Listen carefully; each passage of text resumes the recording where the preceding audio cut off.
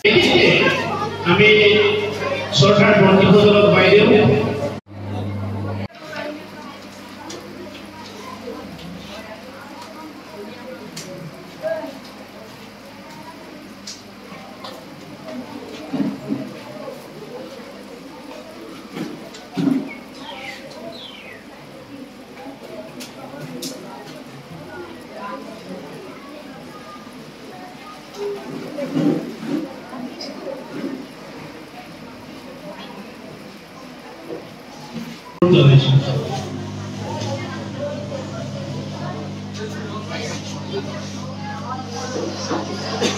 ভগৱান সেই ঢেকীয়া খোৱা বৰ্ণাঘৰৰ মণিপুৰত থকাজন নহয়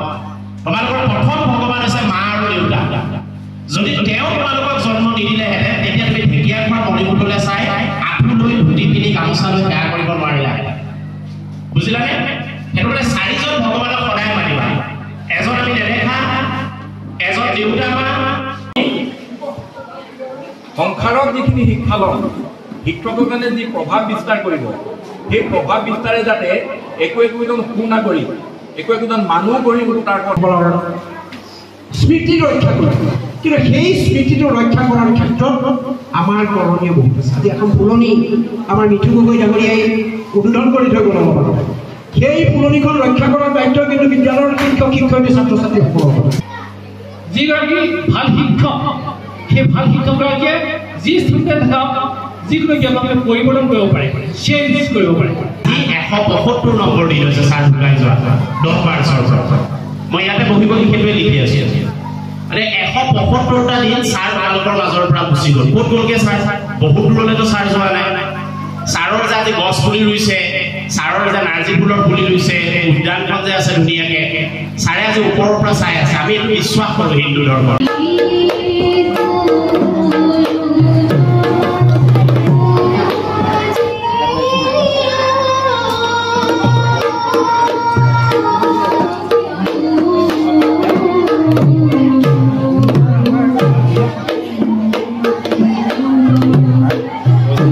PM ধলাজান উচ্চ মাধ্যমিক বিদ্যালয়ত আমাৰ দেউতাৰ নামত এটি এখনি উদ্যান ফুলনি বাগিচা আৰু লগতে এখনি স্মৃতি গ্ৰন্থ উন্মোচন কৰিলো আৰু আজিৰ দিনটোত উপস্থিত সকলো মানে বিশিষ্ট ব্যক্তিক অশেষ ধন্যবাদ আৰু আগন্তুক দিনবোৰত আমাৰ এই ন্যাসৰ তৰফৰ পৰা বিভিন্ন পদক্ষেপ আমি লবলৈ আগবাঢ়িছো গতিকে এই সকলোতে আপোনালোকৰ সকলোৰে সহায় কামনা কৰিলো এইখিনিতে পুনৰ উনুকিয়াব বিচাৰিছো আমি আজিৰ দিনটোতে আমি এখন গ্ৰন্থ দেউতাৰ স্মৃতিত এখনি গ্ৰন্থ উন্মোচন কৰিলো ইয়াৰ লগতে পূৰ্বতে আমি এখন নাৰ্ছিং হোমত ব্যক্তিগত এখন চিকিৎসালয়ত আমি এখনি হুইল চেয়াৰ আৰু এটা ক্লাবৰ বাবে আমি ক্ৰিয়াৰ লগত জড়িত কিছু সামগ্ৰী আগবঢ়াইছো ঠিক সেইদৰে ভৱিষ্যতেও আৰু আমি নতুন নতুন পদক্ষেপ হাতত ল'ম বুলি মানে আশা ৰাখিছো আমাৰ দেউতা স্বৰ্গীয় দিলীপ কুমাৰ ফুকনৰ সোঁৱৰণত যিটো ন্যাস প্ৰতিষ্ঠা কৰা হৈছিলে দিলীপ কুমাৰ ফুকন স্মৃতি ৰক্ষা ন্যাসৰ উদ্যোগত আজি অনুষ্ঠিত হোৱা কৰ্মভাগৰ বাবে সকলোকে বিশেষভাৱে ধন্যবাদ জনাইছো আজি আমাৰ মাজত উপস্থিত হোৱা বিশিষ্ট অতিথিসকলকো বহুত বহুত ধন্যবাদ আৰু আমি বিদ্যালয়ত আজি এখন মানে মোৰ দেউতাৰ প্ৰিয় আছিলে ফুলনি তো আমি এখন ফুলনি আগবঢ়ালো বিদ্যালয়ৰ বাবে আৰু ছাত্ৰ ছাত্ৰীসকল বহিবৰ বাবে এটা পকাৰ ৰিং বনাই দিলো সেইটো আমাৰ পাপাৰ মানে সপোন আছিলে তেনেকে কৰাৰ বাবে ৰিটায়াৰমেন্টৰ পাছত হলেও পাপাই কৰিম বুলি কৈছিলে যিখিনি পাপাই কৰিব নোৱাৰিলে সেইখিনি কাম আমি কৰি গৈছো এতিয়া আৰু অনাগত দিনবোৰত আমি এনেকে বহুত কাম কৰি যাম বৰ্তমান কিছুমান কৰিছো তাৰ পিছতো এনেকে কৰি যাম বিদ্যালয়ৰ ছাত্ৰ ছাত্ৰীসকলৰ ভিতৰত যিজন মানে আপোনাৰ হাইস্কুল শিক্ষান্ত পৰীক্ষাত প্ৰথম হ'ব বিদ্যালয়খনৰ পৰা তেখেতৰ বাবে মাননী সহ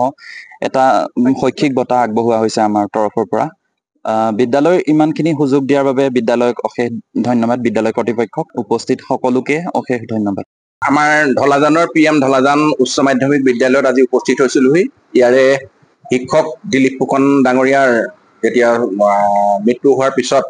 দিলীপ ফুকনৰ তেখেতৰ দুগৰাকী সুযোগ্য পুত্ৰী আৰু পুত্ৰই লগতে সহধৰ্মিনী তেখেতে এই স্কুলখনলৈ এটা ন্যাস আগবঢ়াইছে এই ন্যাসত এই স্কুলৰ পৰা যিগৰাকী ছাত্ৰী বা ছাত্ৰীয়ে সৰ্বোচ্চ নম্বৰে ইয়াৰ পৰা উত্তীৰ্ণ হ'ব এই ন্যাসৰ দ্বাৰা সেই ছাত্ৰ বা ছাত্ৰীগৰাকীক উপকৃত কৰিব আৰু আজি অনুষ্ঠানৰ শুভ উদ্বোধন আছিল ইয়াৰ এখন স্মৃতি গ্ৰন্থ ইয়াৰ লগতে প্ৰকাশ কৰিছে ইয়াৰ স্মৃতিগ্ৰন্থ প্ৰকাশৰ যি উদ্বোধনী দায়িত্ব পালন কৰিলে নন্দনাথ শইকীয়া মহাবিদ্যালয়ৰ পদাৰ্থ বিজ্ঞান বিভাগৰ আমাৰ অৱসৰপ্ৰাপ্ত অধ্যাপক ডক্টৰ বুধীন্দ্ৰনাথ শইকীয়া ডাঙৰীয়াই। প্ৰাগ নিউজৰ সাংবাদিক উৎপল বৰাও ইয়াত উপস্থিত আছিল। যথেষ্ট সংখ্যক ছাত্ৰ ছাত্ৰীৰ লগতে